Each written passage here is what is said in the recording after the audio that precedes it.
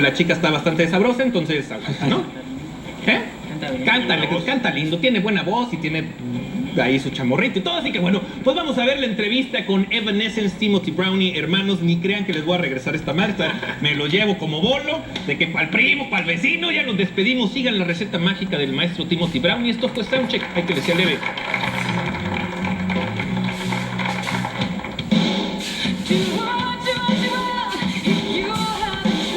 You know how big are right now the social networks, so I announced yesterday that I'm going to interview you, and a lot of your fans answered me questions, and two was really repeated, so I'm gonna ask you that. The first one is about your solo career.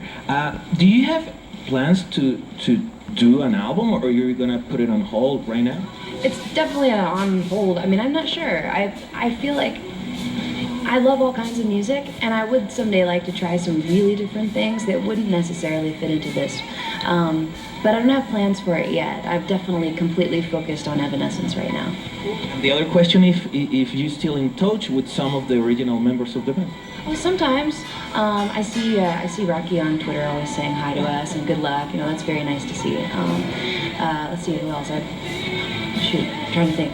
Not too much. Mostly I'm with the guys now, you know, we're different, we're all different and living different lives at this point, but yeah, there's nothing weird there, it's all good. Now, also you did a collaboration in the soundtrack of the Green album, of the Muppet album.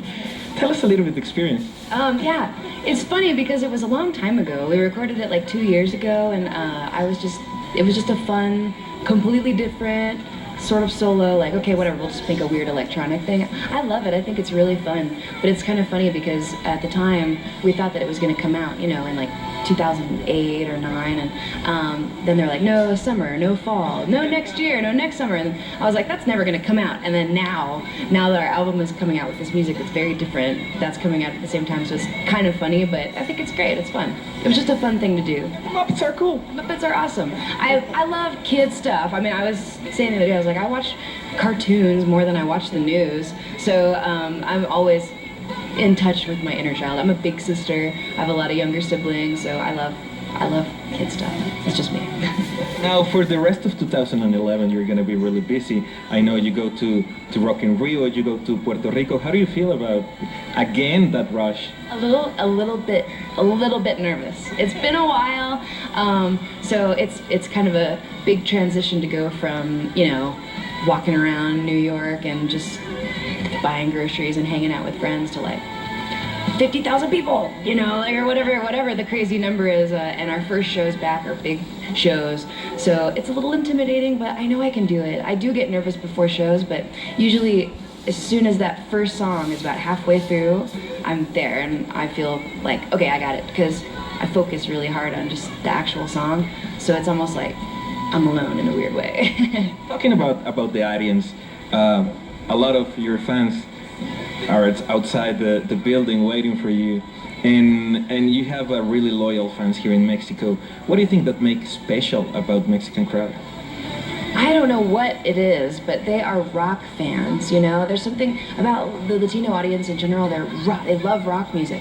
That is such a relief. Like, I mean, not that we don't have that all over the world, but it seems that they're still really passionate about that type of music.